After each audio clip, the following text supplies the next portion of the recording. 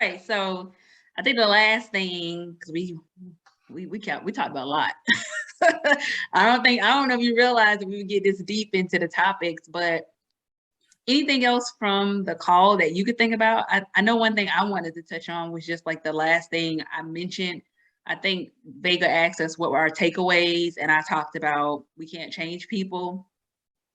But was there anything else that you can think of that kind of resonated with you um, from the video? Hmm. No, I feel, are we missing something? There were more topics. Yeah, no, we talked about career driven, husband being a provider, men chipping Oh, away. Yeah, we so talked about that, not settling. We did kind of, so we didn't talk about the double standards. And we kind of talked about that yesterday. So was there something that you like wanted to elaborate on when it came to double standards I for think men and women?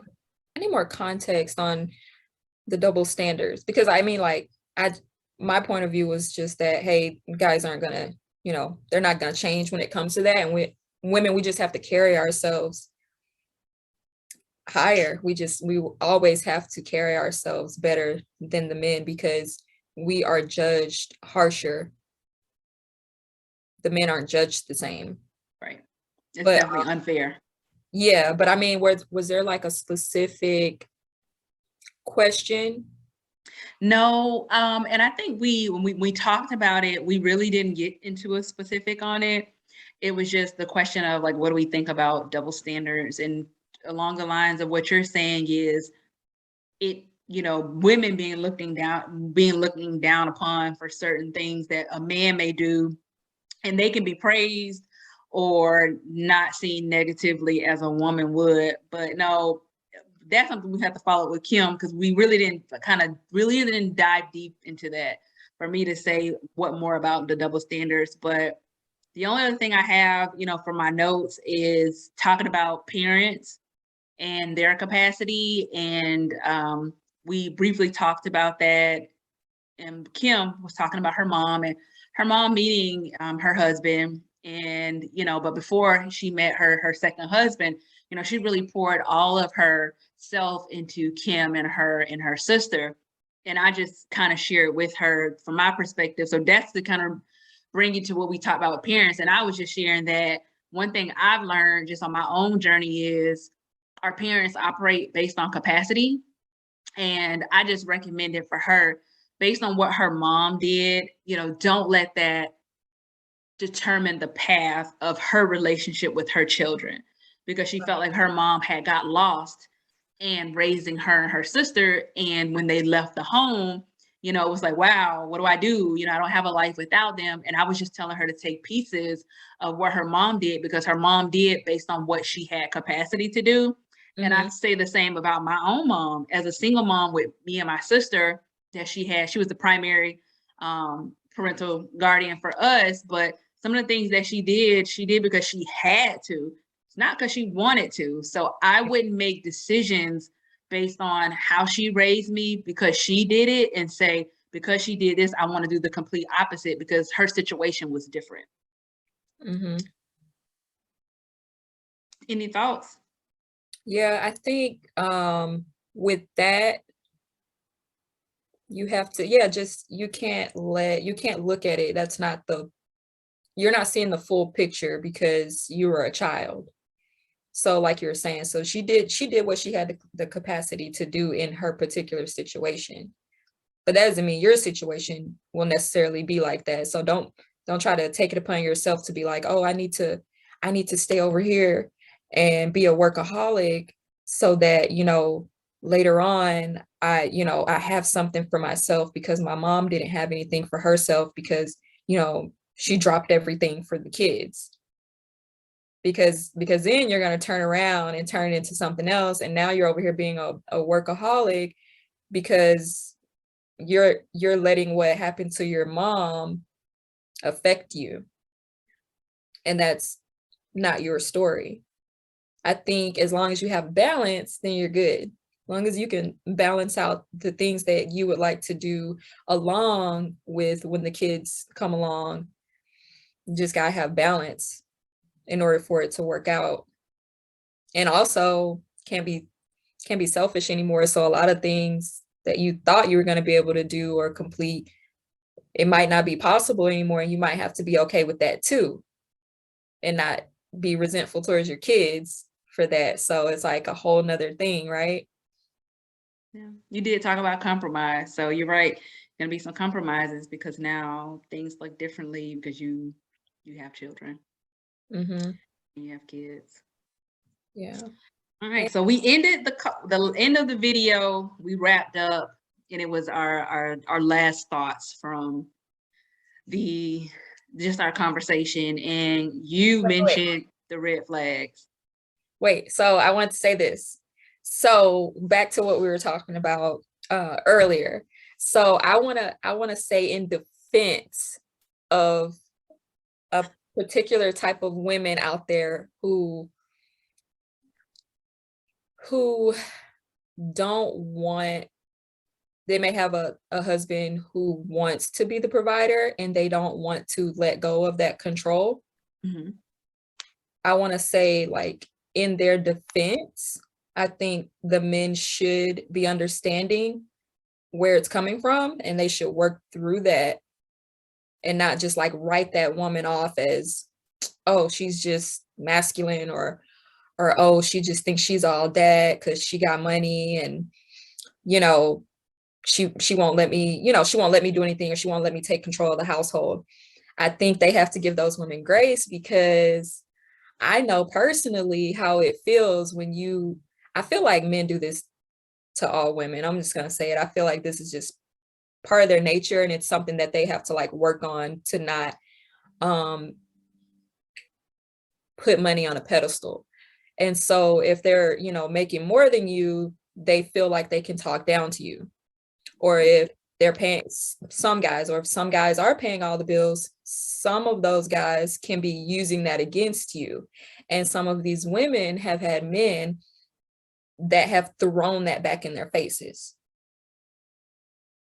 And granted, yes, you do need to heal if you're coming out of a relationship like that, so that you're not treating that next guy in that manner and not letting him take care of you. But I just wanted to say that I think we shouldn't look down on those women, because at the end of the day, they're just trying to protect themselves. Right. Because it's like a horrible feeling when you're with somebody and they're constantly like throwing things back in your face, and or they're using money, they're using it against you. So then you go into like this protective mode to where you're like, okay, well, no, I'm gonna pay for all of this because I got me. So you're not gonna be able to say that you did this for me. I'm not gonna, let you be able to throw that back in my face later whenever we have an argument.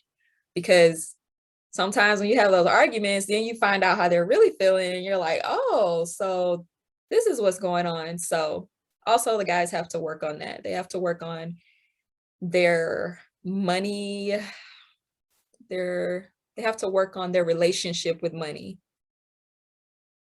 I feel like, before they get in a relationship, so that they're not using that as an excuse to belittle their woman.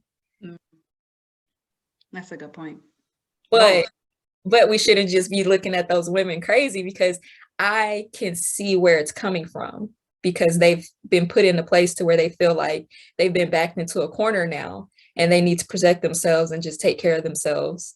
And they don't, which also, they don't need to be in a relationship if they if they're if There they're you go. like that. So like I'm not taking sides. Basically, I'm not taking sides, but I'm just saying I feel like we need to look at the whole story. No, you're right. You do. We do need to look at the whole story, because there's on both sides. There's something that's, there's a reason, right? There's a trigger. Yeah. But I do believe, and I'm speaking to the ladies, if you feel that way, and I can relate too. I've had a situation where somebody would buy stuff, and so for some reason that whatever you bought at Winn-Dixie or Publix coming back up in my face. Right? If you're Right. dealing with that and that's happening, why are you staying? And that's what I would tell my younger self. why would you want to be with somebody who doesn't want to provide for you or is going to use it against you? So I don't judge those women because at some point I can relate, but also it goes back to healing, knowing your triggers. Why are you operating that way? And if you're operating that way based on a relationship for 10 to 15 years ago, then why should that current partner, you know what I mean? Why they have Why to go should through that? he feel that? Because we didn't heal that trigger. And Mhm. there are some things that we never will fully heal on. It will always be a trigger. But Right. then once you learn what that trigger is and you work through it, instead of you saying, like, I'm not gonna let you pay all my bills, you can say, hey, I'm not comfortable with you paying all of the bills because XYZ. Do you mind if I take the water bill? Do you mind if I take the whatever it is? But we can't keep operating based on the bad apple or Mhm. apples, because I had some Right. apples. I got an S.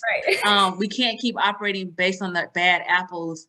If you have a man who truly wants to give you everything, don't Mhm. take that away from him. And this is easier Right. said than done. And I don't judge those women as well, but we can't keep holding on to what we did, what we accepted 15 years ago, 10 years ago, and bring that into our present day relationship, because what a blessing we can block by Right. carrying that.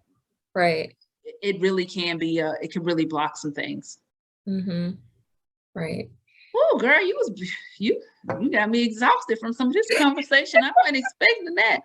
Where's my wine? No, no, this is good. Like, these are things that are important to me, and it's not to point fingers, but it's like we got to get to a better version of ourselves. But then, most importantly, know what we're worth. Right. Period. Know what we're worth. I think in situations like that, you got to start checking that in the beginning too. Like start let them do everything that they say they want to do, and as soon as they throw that in your face, then you know that's not your person. Cut it off, drop them, be done with it, and move on with your life. That way you're not sitting there developing new wounds from somebody who's about to basically abuse you, mentally. They're gonna like, it's gonna be weaponized. So go ahead and just cut it off in the beginning. Like, so don't sit there and keep telling them no, no, no. Like, go ahead and let them do everything that they say that they're capable of doing for you. And you're gonna find out quickly, because people can't hide for long. You're gonna know if they're that type of person who wants to throw something back in your face. You're gonna know. So And stop expecting them to change. yeah, because Yeah. people, we're grown. Like, who's really about to change that late in the game, unless they're actually working on themselves, and for a fact that they're seeing, a counselor or a therapist or something. Most people aren't, No. unfortunately. Most men aren't seeing someone to talk through all their pain and their baggage. Well, I'm gonna end us off with, based on what you said, people, and I said this in our the ladies' house, three SW. Yes. Don't expect people to change.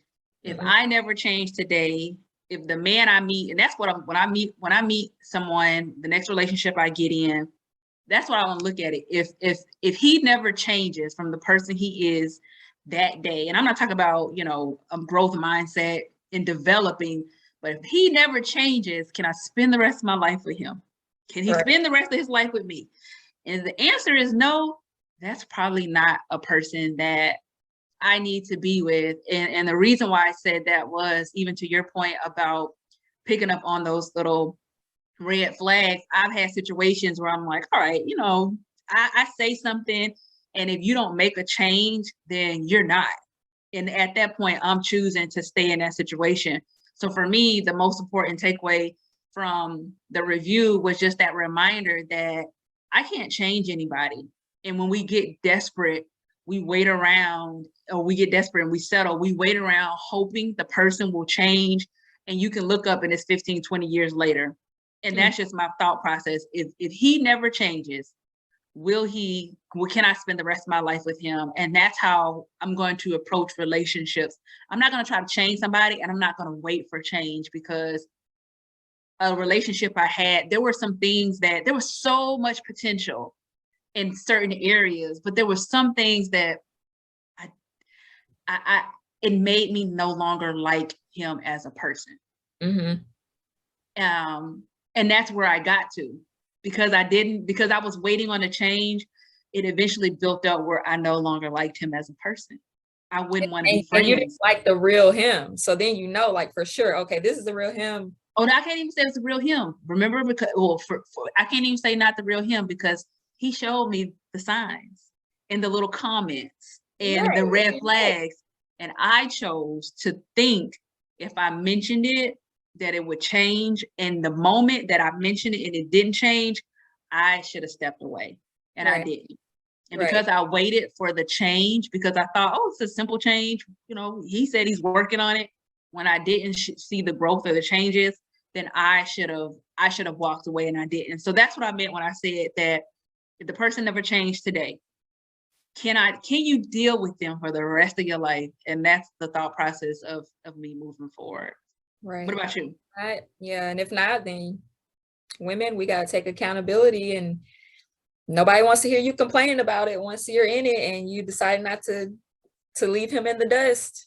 We don't want to hear the complaints. Got to be done with it. I know your last thing you mentioned was identifying the red flags early. So was there anything else you want to say about that before we wrapped it up? That was like your takeaway. So I wanna take some pointers to give you guys from my big brother. So like, if you guys look around and notice how guys operate, like they're not out here giving second chances.